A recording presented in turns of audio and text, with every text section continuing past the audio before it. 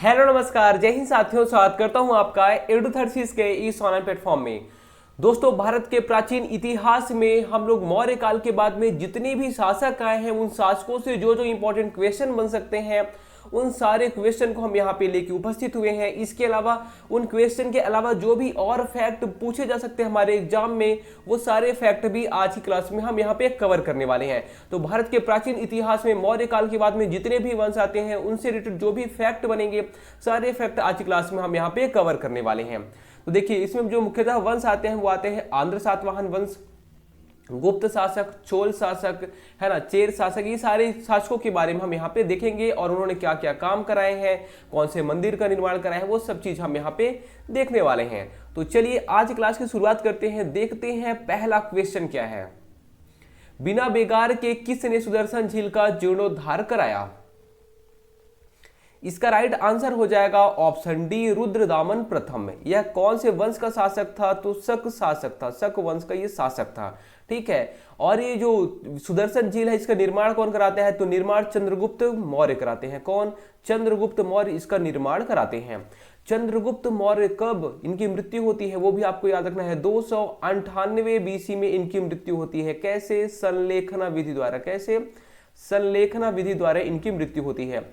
ये और किसको किसको हराते हैं? जो चंद्रगुप्त मौर्य रहते हैं, ये घनानंद को हराते हैं। किसको? आपको याद होगा, घनानंद को मारकर चंद्रगुप्त मौर्य मौर्य वंश की नींव डालते हैं। ठीक है। और चंद्रगुप्त मौर्य के टाइम पे ही पहली जैन संगीति होती है। कौन सी? पहली जैन संगीति चंद्रगुप्त मौर्य के टाइम पे होती है। कब होती है? तो 322 ईस्वी पूर्व। 322 ईस्वी पूर्व पहली जैन संगीति होती है। कहां पे होती है? तो पाटलिपुत्र में होती है। कहां पे? पाटलिपुत्र में होती है। इनके गुरु का नाम क्या रहता है? तो चाणक्य। क्या नाम रहता है? चाणक्य रहता है। चाणक्य को हम विष्णुगुप्त भी बोलते हैं। क्या बोलते हैं? विष्णुगुप्त बोलते हैं। विष्णुगुप्त के अलावा हम कौटिल्य भी चाणक्य को बोलते हैं। इनके द्वारा जो बुक लिखी गई है वो भी बहुत इंपॉर्टेंट है। कौन सी बुक लिखी गई है? अर्थशास्त्र बुक लिखी गई है। कौन सी? अर्थशास्त्र। अर्थशास्त्र से हमें पता किसके बारे में चलता है? तो मौर्य प्रशासन के बारे में हमें पता चलता है। किसके बारे में? मौर्य प्रशासन के बारे में हमें पता चलता है। ठीक है। शक शासक जो रहता है रुद्रदामन प्रथम। शक शासकों में एक नाम और आपको याद रखना है। कौन सा? तो नहपान का नाम। नहपान भी एक शक शासक रहता है। इसके अलावा शक शासकों में ही रुद्र सिंह तृतीय का नाम आपको याद रखना है। किसका? रुद्र सिंह तृतीय का नाम। यह अंतिम शक शासक रहता है। इसकी हत्या कौन कर देता है? तो उज्जैन का एक शासक रहता है, उसका नाम रहता है चंद्रगुप्त विक्रमादित्य। उज्जैन का एक स्थानीय शासक रहता है चंद्रगुप्त विक्रमादित्य। किसकी हत्या कर दिया?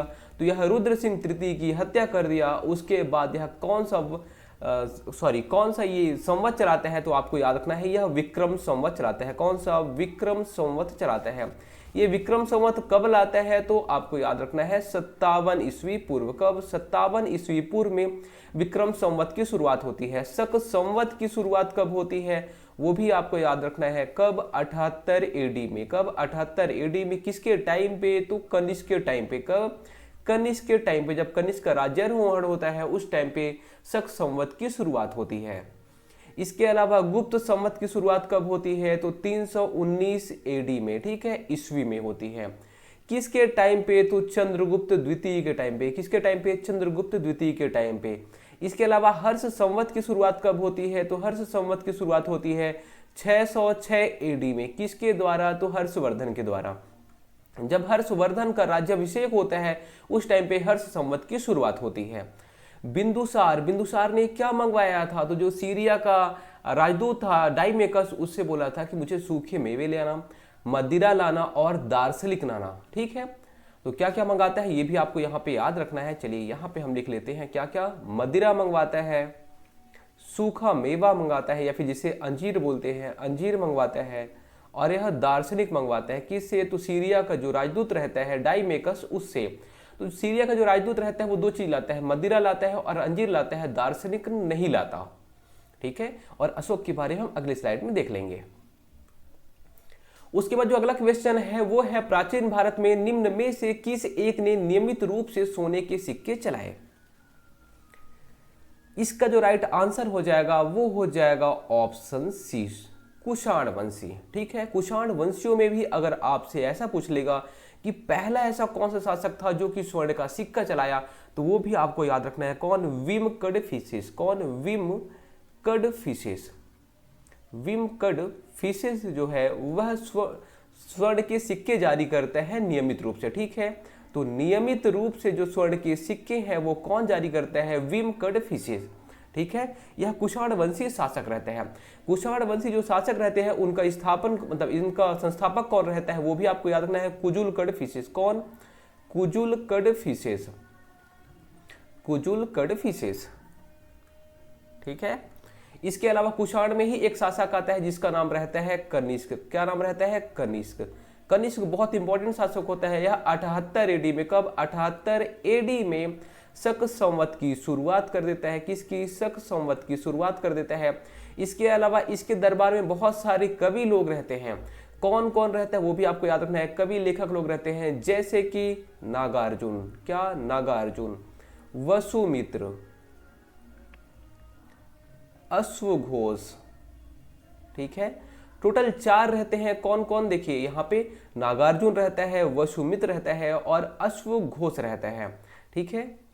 चलिए एक और कोई है उसके बारे में हम आगे स्लाइड में देख लेंगे, ठीक है। अभी हमें फिलहाल 3 नाम याद आ रहे हैं। तो कनिष्क के टाइम पे कौन कौन? नागार्जुन, वसुमित्र और अश्वघोष, ये 3 लोग रहते हैं। एक और रहते हैं, 4 यहाँ पे दरबारी कवि रहते हैं इसके टाइम पे, ठीक है। चलिए, और इसके अलावा जो बौद्ध संगीति होती है, जो चौथी बौद्ध संगीति होती है, कौन सी? चौथी या फिर 4th जो बौद्ध संगीति होती है वह किसके टाइम पे होती है? तो कनिष्क के टाइम पे होती है। कहाँ पे होती है वो भी आपको याद रखना है। यह कश्मीर पे होती है। कहाँ पे? कश्मीर में होती है। इसकी अध्यक्षता कौन करता है? तो इसकी अध्यक्षता वसुमित्र करते हैं। कौन? वसुमित्र इसकी अध्यक्षता करते हैं। उसके बाद देखिए गांधार कला शैली एक संश्लेषण है। किसका संश्लेषण है ये? मतलब जो गांधार कला शैली बनी हुई है वो किससे बनी हुई है? इसका राइट आंसर हो जाएगा ऑप्शन डी, भारतीय और यूनानी कला से मिलकर गांधार कला शैली बनी हुई है। इसके अलावा अगर आपसे पूछ लेते हैं कि जो खरोष्ठी लिपि है वो किससे बनी हुई, तो खरोष्ठी लिपि ये भारत और ईरान से, कहां से? ईरान और भारत के संपर्क से ये बना हुआ है। कौन सी? खरोष्ठी लिपि, ठीक है, भारतीय संपर्क से। यहाँ पे जो खरोष्ठी लिपि है वो कैसे लिखी जाती है? तो दाएं से बाएं की तरफ ये लिखी जाती है। जब ईरान के साथ संपर्क होता है हमारा तब यह खरोष्ठी लिपि आती है। ये जो गांधार कला शैली है, गांधार कला शैली में ही मुख्यतः बुद्ध की मूर्तियां बनी है। किसकी? तो बुद्ध की मूर्तियां बनी हुई हैं। बुद्ध की मूर्तियां किससे बनी हुई है? तो गांधार कला शैली से बनी हुई है। इसके अलावा जो मथुरा शैली है, कौन सी? मथुरा शैली। मथुरा शैली में बुद्ध की मूर्ति है, जैन की मूर्ति है, अन्य जो भी मूर्तियां बनी हुई है वह मथुरा शैली में बनी हुई हैं। तो बुद्ध की, जैन की, ये सब की जो मूर्तियां हैं वो मथुरा शैली में बनी हुई हैं। इसके अलावा निम्न में से कौन सा स्थान सातवाहनों की राजधानी था? इसका जो राइट आंसर हो जाएगा वो हो जाएगा ऑप्शन ए, प्रतिष्ठान। किसकी? आंध्र सातवाहनों की जो राजधानी है वह है प्रतिष्ठान। जो आंध्र सातवाहन थे उनके संस्थापक की बात की जाएगी तो उनका संस्थापक रहता है शिशुक। क्या नाम रहता है? शिशुक, या जिसे सिमुक कहा जाता है, ठीक है। राजधानी इनकी कहाँ हो गई? प्रतिष्ठान। प्रतिष्ठान है कहाँ पे? तो महाराष्ट्र में है। इसके अलावा इसमें जो शासक आते हैं वह उनके नाम के पहले उनकी माता का नाम रहता है। इस वजह से इसे बोला जाता है कि जो आंध्र सातवाहन शासक रहते थे उस टाइम पे मातृसत्तात्मक समाज चलता था। कैसा? मातृसत्तात्मक समाज चलता था, ठीक है। जैसे कि गौतमी पुत्र सातकर्णी हो गए, वशिष्ठ पुत्र पुलिमावी हो गए। तो अगर आप देखेंगे तो पहले माता का नाम आता है, फिर उसके बाद में पुत्र का नाम आता है। इससे अभी पता चलता है कि मातृसत्तात्मक उस टाइम पे समाज था। इसके अलावा जो आंध्र सातवाहन वाले रहते हैं यह शीशे के सिक्के जारी करते हैं। किसके? शीशे के सिक्के जारी करते हैं। कौन? आंध्र सातवाहन वाले, ठीक है। चलिए आगे। प्रयाग प्रशस्ति किसके सैन्य अभियान के बारे में जानकारी देता है? इसका राइट आंसर हो जाएगा ऑप्शन बी, समुद्रगुप्त। प्रयाग प्रशस्ति किसने लिखा है? तो वो भी आपको याद रखना है, हरिसेन ने। किसने? हरिसेन। समुद्रगुप्त का ये दरबारी कवि था हरिसेन, वह प्रयाग प्रशस्ति लिखा था। प्रयाग प्रशस्ति आप देखेंगे वहां पे स्तंभ शिलालेख है ऐसे ही, वो किसने निर्माण कराया था इसका, तो अशोक के टाइम पे इसका निर्माण किया गया था। अशोक के बारे में इसमें लिखा हुआ था, पहले कोई चीज ऐसी अंकित की गई थी, उसके बाद जब हरिसेन आता है तो इसी के ऊपर जो यहाँ पे अंकित किया गया था अशोक के बारे में, उसी के ऊपर ही समुद्रगुप्त के बारे में यह अंकित कर देता है। कौन? हरिसेन। ठीक है, समुद्रगुप्त को क्या कहा जाता है, तो इसे भारत का नेपोलियन कहा जाता है, भारत का नेपोलियन कहा जाता है। यह अशोक के जस्ट अपोजिट रहता है। अशोक शांति पे यकीन करता है कि हमें शांत रहना चाहिए, हमें हत्या नहीं करनी चाहिए, लेकिन समुद्रगुप्त को इसी में मजा आता था। और यह ऐसा शासक होता है जो कि दक्षिण भारत तक विजय प्राप्त कर लेता है, दक्षिण भारत तक विजय प्राप्त करने वाला पहला शासक, ये भी आपको याद रखना है, दक्षिण भारत तक विजय। इसके अलावा भारत का नेपोलियन इसे कहा जाता है। किसने कहा है भारत का नेपोलियन, ये भी आपको याद रखना है, विंसेंट स्मिथ। कौन? विंसेंट स्मिथ ने इसे भारत का नेपोलियन कहा है। ठीक है, चलिए आगे। हाँ देखिए, इसके अलावा यहाँ पे कुछ कुछ फैक्ट और आपको समुद्रगुप्त के बारे में याद रखना चाहिए, जैसे कि यह इसके जो सिक्के मिले हैं वो सिक्के में इसे वीणा बजाते हुए दिखाया गया है। कैसे? वीणा बजाते हुए दिखाया गया है। और इसके जो सिक्के मिले हुए हैं वह गरुड़ युक्त स्वर्ण सिक्के मिले हुए हैं। कैसे? गरुड़ उसमें बने हुए हैं। गरुड़ एक प्राणी होता है, ये भी आप जान सकते हैं। और जो वीणा बजाते हुए कौन है, तो इसमें समुद्रगुप्त दिखाया गया है, वीणा बजाते हुए दिखाया गया है, इसलिए इसे क्या बोला जाता है, इसे कविराज भी कहा जाता है। इससे इसे पता चलता है कि यह एक संगीत प्रेमी था। कैसा था? संगीत प्रेमी था ये। ठीक है, चलिए आगे। उस वीर भारतीय राजा का नाम बताइए जिसे सिकंदर ने झेलम के तट पर पराजित किया था। इसका राइट आंसर हो जाएगा ऑप्शन बी, पुरु या फिर पोरस। पोरस को किसने हराया था? सिकंदर ने हराया था। कौन से युद्ध में? तो वो भी आपको याद रखना है, हाइडेस्पीज युद्ध में। कौन से? हाइडेस्पीज युद्ध में सिकंदर ने पोरस को हराया था। इसके अलावा अंभी को भी हराया था, लेकिन झेलम नदी के किनारे कौन था? पुरु या फिर पोरस थे। उसके बाद फिर इनकी जो सेना रहती है, सिकंदर की सेना, वह नदी को, झेलम नदी को पार करने से इनकार कर देती है। ये लोग यहाँ पे रहते हैं और झेलम नदी को पार नहीं कर पाते। इन्हें पता, एक्चुअल में इनको पता चल जाता है कि मगध में घनानंद का शासन है। किसका? घनानंद का शासन है, और इसके पास बहुत विशाल सेना है। इस वजह से जो सिकंदर की सेना रहती है वह झेलम नदी को पार नहीं कर पाती। 326 बीसी में, कब? 326 बीसी में ये पुरु या फिर पोरस को हराते हैं। उसके बाद में इनकी जब सेना पार नहीं कर पाती, उसके बाद ये वापस चले जाते हैं 323 बीसी में। 323 बीसी में इसकी मृत्यु हो जाती है। किसकी? सिकंदर की। ठीक है, इसके अलावा देखिए यहाँ पे आप याद रख सकते हैं, जो महापद्मानंद है यह नंद वंश के निकलता है। नंद वंश का जो संस्थापक है, नंद वंश का संस्थापक वह महापद्मानंद है। शक संवत कब प्रारंभ किया गया? इसके बारे में हमने आपको अभी बताया है। इसका जो राइट आंसर हो जाएगा वो हो जाएगा ऑप्शन बी, 78 एडी में, ईस्वी या फिर एडी में। किसने प्रारंभ किया? तो कनिष्क ने प्रारंभ किया था, जब कनिष्क का राज्याभिषेक होता है। 57 ईस्वी में, कब? 57 ईस्वी। देखिए 57 ईस्वी रहता है कई बार, और कई जगह 58 एडी भी दिख जाता है ना। सॉरी, ईस्वी पूर्व होगा यहाँ पे, ईस्वी पूर्व, या फिर जिसे हम बीसी बोलेंगे। ठीक है, तो उस टाइम पे क्या आता है, तो बोलेंगे आप उस टाइम पे विक्रम संवत आता है। विक्रम संवत कौन लाता है? विक्रम संवत को तो उज्जैन का एक शासक रहता है। उज्जैन का शासक कौन? विक्रमादित्य, चंद्रगुप्त विक्रमादित्य। ठीक है, 319-320 ईस्वी में गुप्त संवत आता है। क्या आता है? गुप्त संवत आता है। कौन लाता है इसको? तो चंद्रगुप्त द्वितीय लाता है। कौन? चंद्रगुप्त द्वितीय लाता है इसको। 606 ईस्वी में, तो इसमें हर्ष संवत आता है। क्या आता है? हर्ष संवत आता है। कौन लाता है इसको? हर्षवर्धन लाता है। सॉरी, हर्षवर्धन के टाइम पे, हर्षवर्धन का 606 ईस्वी में राज्याभिषेक होता है, राज्याभिषेक होता है, और यह हर्ष संवत लाता है। ठीक है, चलिए आगे। आदि शंकर जो बाद में शंकराचार्य बने, उनका जन्म हुआ था, कहां पे हुआ था? इसका राइट आंसर हो जाएगा ऑप्शन बी, केरल में हुआ था। कहां पे? आदि शंकर जो शंकराचार्य बन जाते हैं, जिन्हें हम बोलते हैं आदि गुरु शंकराचार्य, उनका जन्म कहां पे होता है? केरल में होता है। देखिए ये मान लीजिए हमारा भारत हो गया, ठीक है, और ये प्रायद्वीपीय भारत की बात हो रही है। यहाँ पे जब चोल शासक रहते हैं उसी के टाइम पे यहाँ पे जो शासक रहते हैं वह मुख्यतः यहाँ के जो लोग रहते हैं, जो शासक रहते हैं, वो दो भागों में बढ़ जाते हैं। कौन से? कुछ लोग रहते हैं जो शैव धर्म को मानते हैं और कुछ लोग रहते हैं जो कि वैष्णव धर्म को मानते हैं। कौन से धर्म को? वैष्णव धर्म को मानते हैं। शैव धर्म के जो अनुयायी संत रहते हैं या जो लोग रहते हैं उन्हें हम नयनार कहते हैं। क्या बोलते हैं? नयनार बोलते हैं। और जो वैष्णव धर्म के अनुयायी रहते हैं उन्हें हम अलवार बोलते हैं। नयनारों की संख्या टोटल कितनी बताई गई है? 63 बताई गई है। और अलवारों की जो संख्या है वह 12 बताई गई है। ये संतों की संख्या है। ठीक है। जो केरल में आदि शंकर या फिर शंकराचार्य का जन्म होता है उसके बाद फिर यहाँ से जन्म होता है, ये बोलते हैं कि हम शैव धर्म को और उत्तर भारत में प्रचार करेंगे और उत्तर भारत में यही लाते हैं शैव धर्म को। किसको? शैव धर्म को। कौन लाते हैं उत्तर भारत में? तो आदि गुरु शंकराचार्य लाते हैं। उसके बाद अगला क्वेश्चन है, प्रसिद्ध चीनी यात्री फाहियान ने किसके शासनकाल में भारत की यात्रा की? इसका राइट आंसर हो जाएगा ऑप्शन बी, चंद्रगुप्त द्वितीय के टाइम पे फाहियान भारत की यात्रा करता है। किसके टाइम पे? चंद्रगुप्त द्वितीय के टाइम पे।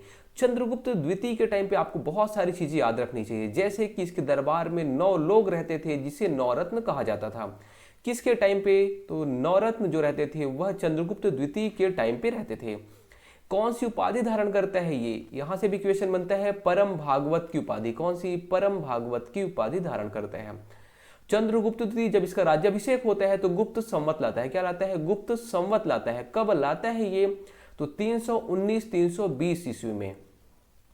319-320 ईस्वी में गुप्त संवत ये लाता है। ठीक है। ये फैक्ट आपको चंद्रगुप्त द्वितीय के बारे में याद रखनी है। और चंद्रगुप्त प्रथम यह कौन सी उपाधि धारण करते हैं? तो यह महाराजा धीराज की उपाधि धारण करते हैं। महाराजा धीराज की उपाधि कौन धारण कर लिया? तो वो आपको याद रखना है, चंद्रगुप्त प्रथम। गुप्त वंश का संस्थापक कौन होता है? गुप्त वंश का जो संस्थापक है उसको भी आपको याद रखना है, श्रीगुप्त। क्या नाम है? श्रीगुप्त इस वंश का संस्थापक होता है। उसके बाद में कौन आता है? तो घटोत्कच आता है। कौन? घटोत्कच। घटोत्कच के बाद में समुद्रगुप्त आता है। कौन? समुद्रगुप्त। समुद्रगुप्त के बारे में हमने आपको पहले ही बता दिया है। समुद्रगुप्त के बाद में रामगुप्त आता है। रामगुप्त की जो वाइफ रहती है, इनकी वाइफ का नाम रहता है ध्रुव स्वामिनी। ध्रुव स्वामिनी, इनकी वाइफ का नाम ध्रुव स्वामिनी रहता है। रामगुप्त की हत्या करने के बाद चंद्रगुप्त द्वितीय ध्रुव स्वामिनी से विवाह कर लेता है। ठीक है। तो आपको याद क्या रखना है कि रामगुप्त की हत्या किसने किया? चंद्रगुप्त द्वितीय ने कर लिया। और विवाह किससे के साथ कर लिया? तो उसकी पत्नी, जो रामगुप्त की पत्नी रहती है ध्रुव स्वामिनी, उसके साथ में यह विवाह कर लेता है। तो आप ऐसे कर सकते हैं इसको। यहाँ पे ये प्लस हो जाएगा। ये देखिए यहाँ पे रीजनिंग वाला क्वेश्चन बन जाएगा। ये प्लस, ये माइनस। ठीक है। ये पति पत्नी हो गए। इसके अलावा जो चंद्रगुप्त द्वितीय है यह अपनी पुत्री, इसकी पुत्री का नाम रहता है प्रभावती। क्या नाम रहता है? प्रभावती। प्रभावती का विवाह किसके साथ में कर देता है? वाकाटक नरेश रुद्रसेन के साथ में। किसके साथ में? रुद्रसेन के साथ में यह विवाह कर देता है अपनी पुत्री प्रभावती का। ठीक है। तो रुद्रसेन है, वाकाटक नरेश रहता है, वाकाटक नरेश के साथ में अपनी पुत्री प्रभावती का विवाह कर देता है। इतने फैक्ट आपको याद होने ही चाहिए। किसके बारे में? चंद्रगुप्त द्वितीय के बारे में। यहां पे ये संस्थापक हो जाएगा। देखिए श्रीगुप्त। निम्नलिखित में से कौन एक कनिष्क के दरबार से संबंध नहीं था? इसका जो राइट आंसर हो जाएगा वो हो जाएगा ऑप्शन डी, पतंजलि। पतंजलि किसके दरबार में रहते थे? तो यह पुष्यमित्र शुंग के दरबार में। किसके? यह पुष्यमित्र शुंग के दरबार में रहते थे। ठीक है। शुंग वंश का संस्थापक कौन रहता है? तो यही पुष्यमित्र शुंग रहता है। किसकी हत्या कर देता है? तो अंतिम मौर्य शासक, जिसे हम बोलते हैं बृहद्रथ, मौर्य शासक की हत्या करने के बाद में यह पुष्यमित्र शुंग शुंग वंश की स्थापना कर देता है। और जो यह शुंग वंश है मुख्यतः क्या मानते हैं? तो यह ब्राह्मण को मानते थे, क्या ब्राह्मणवादी विचारधारा रखते थे। इसके अलावा जो शुंग वंश है, कौन सा? शुंग वंश। शुंग वंश के टाइम पे ही मनु स्मृति की रचना होती है। किसकी? मनु स्मृति की रचना शुंग वंश के टाइम पे ही होती है। तो आपको इतना शुंग वंश के बारे में याद रखना है। इसके अलावा देखिए, हमने अभी आपको बताया था कि कनिष्क के दरबार में कौन कौन रहता था। ठीक है। एक अश्वघोष रहता था। देखिए यहाँ पे आप लिखना है आपको, अश्वघोष हो गया, चरक हो गया, नागार्जुन हो गया, और जो चौथा है उसका नाम है वसुमित्र। ठीक है। वसुमित्र। ठीक है। देखिए हम कैसे याद किए थे इसे, तो कान, कान में आवाज जाती है कैसे, घोष, घोष एक आवाज होता है, ठीक है, चर चर करके आवाज जाती है। इसके अलावा हम कैसे बोलते हैं, ए मित्र, मित्र मत गा तू, मत ना गा, ना गा मित्र तू मत गा, ऐसे करके हमने इसे याद किया था, ठीक है। तो चार जो दरबारी कवि रहते हैं वो किसके टाइम पे, तो जो चार दरबारी लोग रहते हैं वो कनिष्क के टाइम पे होते हैं। कनिष्क क्या करता है, तो 78 एडी में शक संवत की शुरुआत करता है, किसकी, शक संवत की शुरुआत करता है 78 एडी में। गुप्तकालीन रजत मुद्राओं को नाम दिया गया था, क्या नाम दिया गया था? इसका राइट आंसर हो जाएगा ऑप्शन सी, रूपक, है ना। और जो दिनार है वो किसे कहा गया, तो यह स्वर्ण मुद्राओं के कहा गया, स्वर्ण मुद्रा को हम दिनार बोलते थे, और जो रजत मुद्राएं रहती थी वह उसे हम रूपक बोलते थे। और जो स्वर्ण मुद्राएं हैं ये भी आपको याद रखना है, स्वर्ण मुद्राएं नियमित रूप से कौन चलाता है, तो विम कडफिसेस चलाता है, कौन, विम कडफिसेस, कडफिसेस।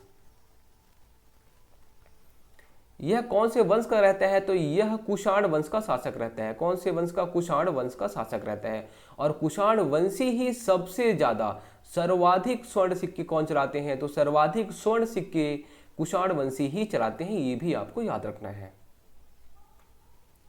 न्याय दर्शन के प्रवर्तक कौन थे? इसका जो राइट आंसर हो जाएगा वो हो जाएगा ऑप्शन ए, गौतम न्याय करेगा, ठीक है। गौतम न्याय वंश के न्याय दर्शन के प्रवर्तक थे। कपिल किसके थे, तो कपिल सांख्य के थे, किसके, सांख्य के जो प्रवर्तक रहते हैं वो कपिल रहते हैं। देखिए कालिदास किसके शासन काल में थे?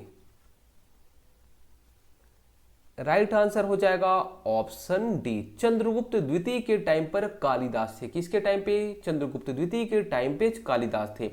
टोटल 9 लोग रहते हैं, कितने, 9 रत्न, 9 रत्न में कालिदास भी शामिल रहते हैं। इनकी बहुत सारी रचनाएं हैं, जैसे कि विक्रमोर्वशीयम, ठीक है। इसके अलावा अभिज्ञान शाकुंतलम हो गया, मेघदूतम हो गया, कुमार संभवम हो गया, ये सारी रचनाएं किसकी हैं, तो कालिदास की है। निम्न में से किसे भारतीय परमाणुवाद का जनक कहा जाता है? राइट आंसर अभी हमने आपको बताया किसका, तो महर्षि कणाद को भारतीय परमाणुवाद का जनक कहा जाता है। महर्षि कणाद क्या करते हैं, सॉरी महर्षि कपिल क्या करते हैं, तो यह सांख्य दर्शन से रिलेटेड रहते हैं, किसे, सांख्य दर्शन से। गौतम क्या करेंगे, तो न्याय दर्शन से रिलेटेड रहते हैं। पतंजलि तो यह योग लाते हैं, ठीक है, महर्षि पतंजलि योग की शुरुआत करते हैं। प्रथम गुप्त शासक जिसने परम भागवत की उपाधि धारण की वह था? इसका right answer option C, Chandragupta द्वितीय परम भागवत की उपाधि धारण करता है। चंद्रगुप्त प्रथम किसकी, तो महाराजा धीराज की, किसकी, महाराजा धीराज की उपाधि धारण करता है। समुद्रगुप्त किसकी उपाधि धारण करता है, वो भी आपको याद रखना है, परम भट्टारक की, किसकी, परम भट्टारक की उपाधि धारण करता है यह, ठीक है। और संस्थापक कौन होता है गुप्त वंश का, श्री गुप्त होता है। राजा खारवेल का नाम जुड़ा है, किससे जुड़ा हुआ है? इसका राइट आंसर हो जाएगा ऑप्शन सी, हाथी गुम्फा लेक से राजा खारवेल का नाम जुड़ा हुआ है। निम्नांकित जोड़ों में किसका सुमेल है? इसका जो राइट आंसर हो जाएगा वो हो जाएगा ऑप्शन सी, खजुराहो मंदिर। खजुराहो मंदिर को चंदेल शासकों ने बनवाया था। एलोरा की जो गुफाएं हैं उसको किसने बनवाया था, वो आपको याद रखना है, राष्ट्रकूट के शासक। कौन, राष्ट्रकूट के शासक इसे एलोरा की गुफाओं में मंदिरों का निर्माण कराते हैं। मीनाक्षी मंदिर यहाँ पे इसका जो निर्माण कराते हैं वो पांड्य शासक कराते हैं। कौन, पांड्य शासक कराते हैं।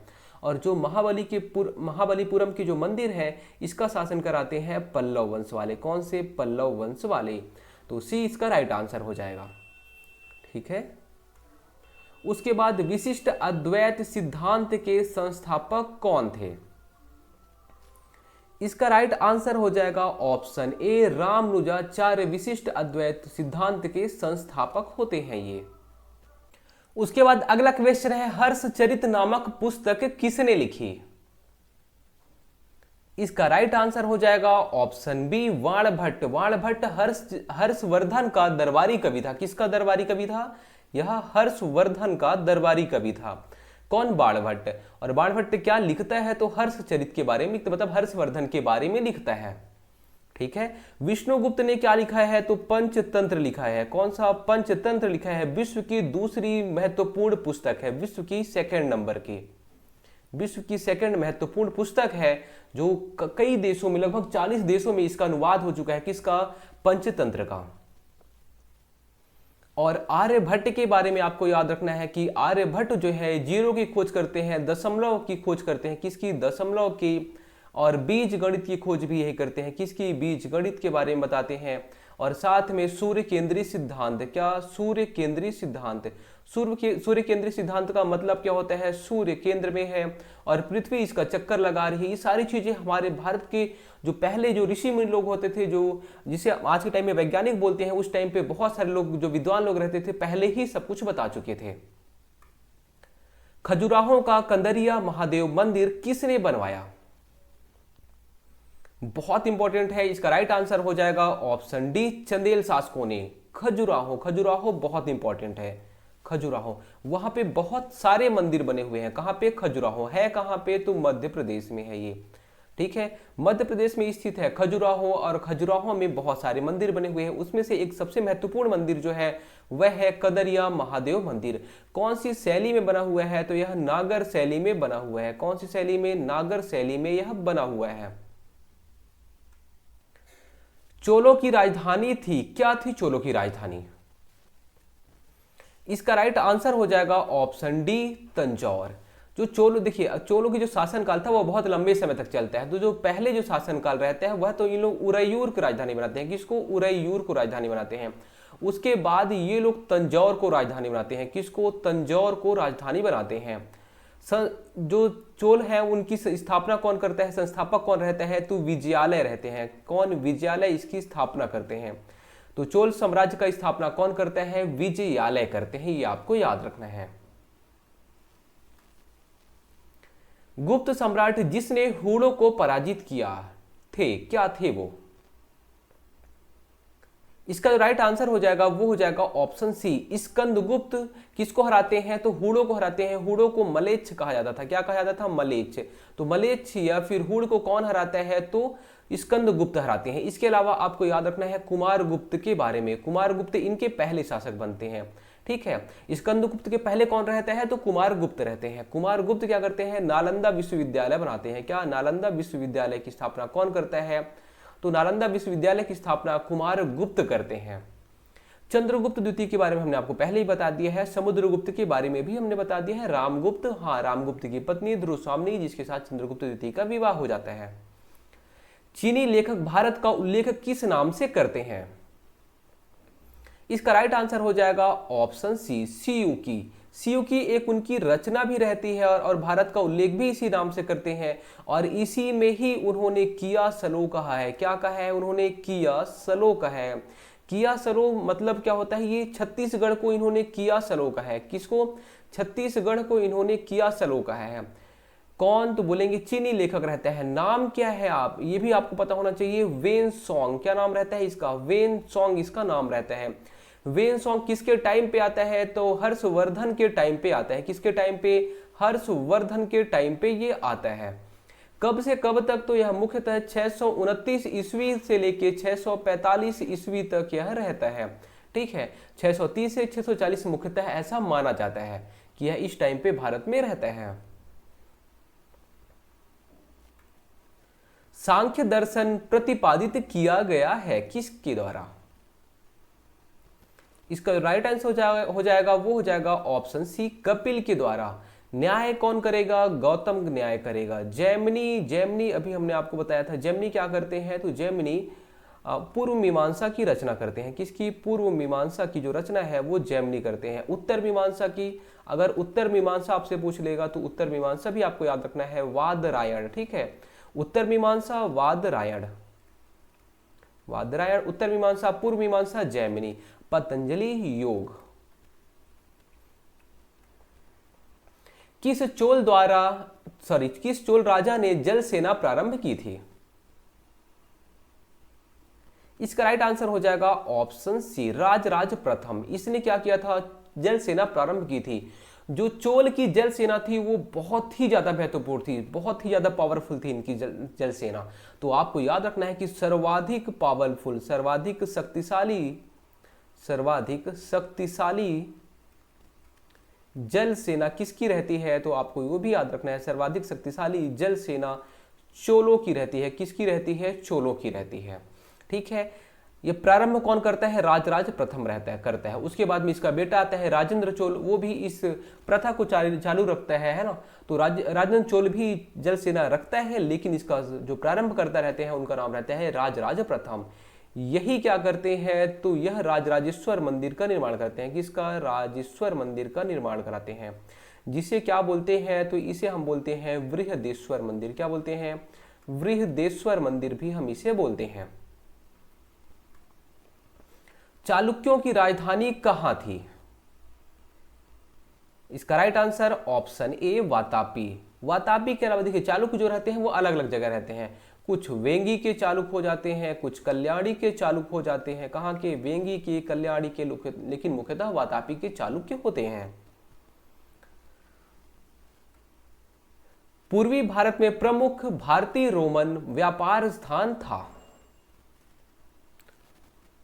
देखिए कब की बात हो रही है? तो ये चोल काल की बात हो रही है, जब चोल काल में पूर्वी भारत में भारतीय रोमन व्यापारिक स्थान कौन सा था? इसका राइट आंसर हो जाएगा अरिकामेडु। चोल काल में व्यापार भारत का रोम के साथ में चलता था। कौन सा जगह था? तो अरिकामेडु बहुत व्यापारिक केंद्र था, बहुत इंपॉर्टेंट व्यापारिक केंद्र था। इसके अलावा चोल के बारे में आपको कुछ कुछ चीजें और याद रखती थी। जो चोल राजा रहा करते थे वह 1/3 टैक्स मतलब भाग टैक्स लेते थे किसी से भी। मान लीजिए 3 बोरा हुआ तो 1 बोरा यह चावल रख लेंगे। ठीक है। नटराज की प्रसिद्ध कांस्य मूर्ति किस कला का उदाहरण है? इसका राइट आंसर हो जाएगा ऑप्शन ए चोल कला का। नटराज की जो प्रसिद्ध कांस्य मूर्ति है, आपने नटराजन की मूर्ति देखी होगी, वह किसका है? तो बोलेंगे चोल कला का प्रसिद्ध उदाहरण है। संगम साहित्य में तोलक पीयम एक ग्रंथ है। कौन सा ग्रंथ है? इसका जो राइट आंसर हो जाएगा वो हो जाएगा तमिल व्याकरण का। संगम साहित्य, संगम कैसे होता था? देखिए संगम जो शासक हुआ करते, शासक जो विद्वान लोग रहते थे उनकी बैठकें बुलाते थे, वहां से उसे हम बोलते थे संगम, है ना। इसमें कौन कौन रहते थे जो शासक? तो चोल, चेर और पांड्य मुख्यतः रहते थे। चोल, चेर और पांड्य जो इसे शासक होते थे वह विद्वानों को बुलाते थे कि हमारी जो संस्कृति है वह संस्कृति हमारी फूले फले। इस वजह से यहाँ पे जो संगम या फिर जो बैठक बुलाते थे उसी को ही हम संगम बोलते थे, और इसी के काल को हम संगम काल बोलते हैं।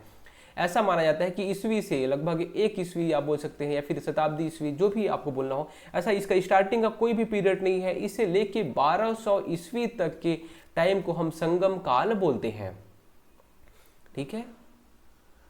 इसके अलावा तमिल व्याकरण या फिर तमिल के जो जनक होते हैं, तमिल भाषा के जो जनक होते हैं, फिर तमिल व्याकरण के जो जनक हैं, तमिल व्याकरण के जनक, वो भी आपको याद रखना है। कौन है? अगस्त्य ऋषि। कौन? अगस्त्य ऋषि। अगस्त्य ऋषि तमिल व्याकरण के जनक हैं। ये अगस्त्य ऋषि करते क्या है? तो जो पहली बैठक होती है, जैसे इनमें भी संगम साहित्य हो रहा है तो बैठकें होंगी, जो पहली बैठक होती है उसमें अध्यक्षता यही अगस्त्य ऋषि करते हैं। पहली बैठक होती कहाँ पे है? तो मदुरई में होती है। कहाँ पे? मदुरई में पहली बैठक होती है। अध्यक्षता कौन करते हैं? अगस्त्य ऋषि अध्यक्षता करते हैं, और उसी टाइम पे तमिल व्याकरण की शुरुआत हो जाती है। अगला क्वेश्चन है 10 कुमार चरित किसने लिखा है? ये जो रचना आपको दिख रही है 10 कुमार चरित, ये किसने लिखा है? इसका जो राइट आंसर हो जाएगा वो हो जाएगा ऑप्शन सी दंडी ने लिखा है। भारवी ने क्या लिखा है? तो भारवी लिखा है किरातार्जुनीयम। किरातार्जुनीयम, है ना। ये किसने लिखा है? तो भारवी ने लिखा है। और दंडी ने 10 कुमार चरित लिखा है। कल्हड़ की पुस्तक का नाम क्या है? इसका जो राइट आंसर हो जाएगा वो हो जाएगा ऑप्शन डी राजतरंगड़ी। अर्थशास्त्र किसने लिखा है? तो कौटिल्य ने लिखा है। किसने? कौटिल्य ने अर्थशास्त्र लिखा है। इंडिका किसने लिखा है? मेगास्थनीज ने लिखा है। किसने? मेगास्थनीज ने लिखा है। ठीक है। पुराण किसने लिखा है? तो यहाँ पे लोमहर्ष और उग्रसवा। कौन? लोमहर्ष और उग्रसवा। लोमहर्ष के पुत्र उग्रसवा, ये लोग पुराण लिखते हैं। पुराणों की संख्या टोटल 18 मानी गई है। कौटिल्य के जो अर्थशास्त्र है और मेगास्थनीज की जो इंडिका है, इससे हमें पता क्या चलता है, तो इससे हमें मौर्य काल के बारे में पता चलता है। किसके बारे में? मौर्य काल के बारे में पता चलता है। साथ में मुद्रा राक्षस एक बुक है, कौन सी? मुद्रा राक्षस। मुद्रा राक्षस किसने लिखा है? तो विशाख दत्त ने लिखा है। किसने? विशाख दत्त ने लिखा है मुद्रा राक्षस।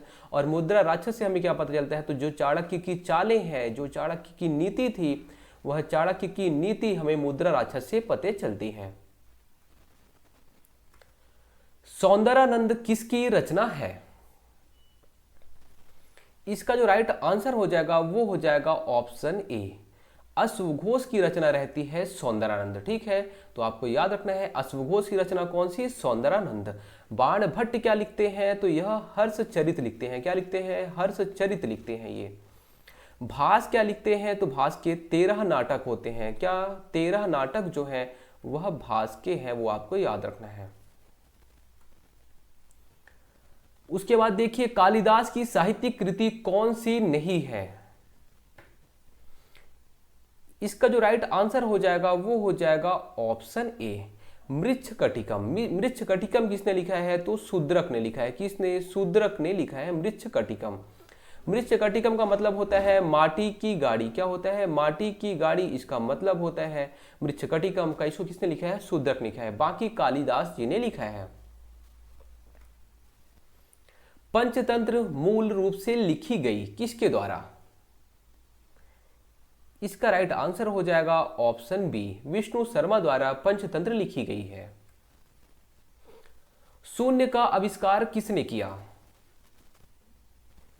Right answer option A, Aryabhata ने शून्य का आविष्कार किया। इसके अलावा सूर्य केंद्रीय सिद्धांत भी इन्होंने ही दिया था। कौन सा? सूर्य केंद्रीय सिद्धांत भी इन्होंने ही दिया था। और दशमलव की शुरुआत भी इन्होंने किया था। बीज गणित की शुरुआत भी इन्होंने ही किया था।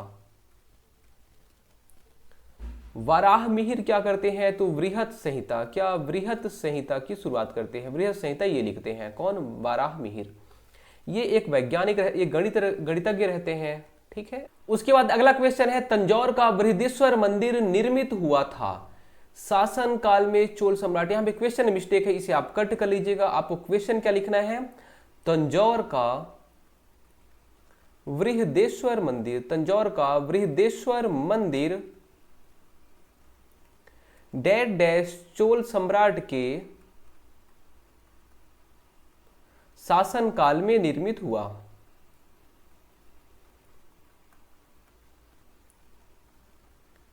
चलिए बताइए कि कौन से शासन, किसके शासनकाल में यह बृहदेश्वर मंदिर का निर्माण हुआ? Right answer option B, Rajaraja प्रथम के शासनकाल में बृहदेश्वर मंदिर का निर्माण होता है। इसके अलावा यही जो राजराज प्रथम है, देखिए पहली बात, ये कौन सम्राट का शासक रहता है? तो चोल सम्राट का। चोल सम्राट का संस्थापक विजयालय रहता है।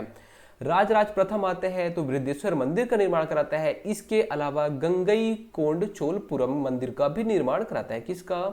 गंगई कोंड चोलपुरम मंदिर का भी निर्माण कराता है।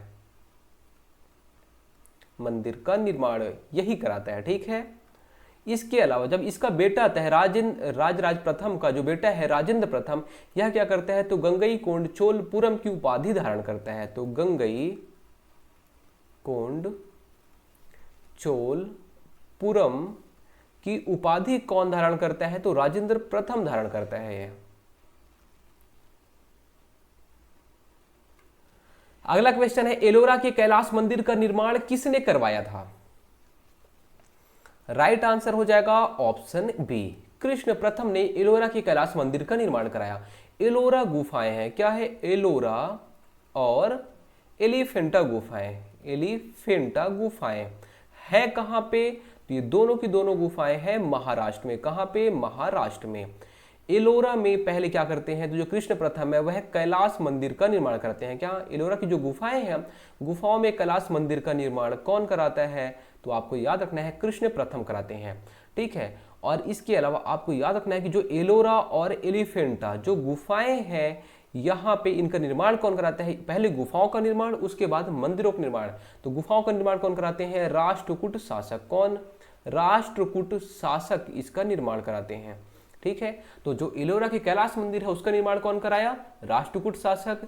नाम क्या है? कृष्ण प्रथम इनका नाम है। मत विलास प्रहसन का लेखक कौन था? इसका right answer option C, Mahendra Varman Matta Vilasa प्रहसन का लेखक रहता है। ठीक है। इसके अलावा पुलकेशिन द्वितीय, तो इसके बारे में आपको याद रखना है कि एहोल अभिलेख, कौन सा? एहोल अभिलेख से हमें पता चलता है पुलकेशिन द्वितीय के बारे में, इसी ने इसको उत्कीर्ण कराया था। तो एहोल अभिलेख किसको बताता है? तो पुलकेशिन द्वितीय के बारे में बताता है। यह कौन से वंश का शासक रहता है? सातवाहन। क्यों? क्योंकि हमें पता चल गया यहाँ पे पहले माता का नाम है, फिर उसके बाद पुत्र का नाम है, राजा का नाम है। रुद्रदामन के बारे में हमने आपको पहले ही बता दिया है। क्या करते हैं? सुदर्शन झील का जीर्णोद्धार कराते हैं ये। निम्नलिखित में से किसे काला या फिर श्याम पैगोडा के नाम से हम जानते हैं? किसे जानते हैं? तो ऑप्शन सी राइट आंसर हो जाएगा। कोणार्क का सूर्य मंदिर को हम लोग क्या बोलते हैं? तो काला या फिर श्याम पैगोडा बोलते हैं। है कहां पे ये? तो ओडिशा में है। कहां पे है ये? ओडिशा में है। कौन सा मंदिर? कोणार्क का सूर्य मंदिर।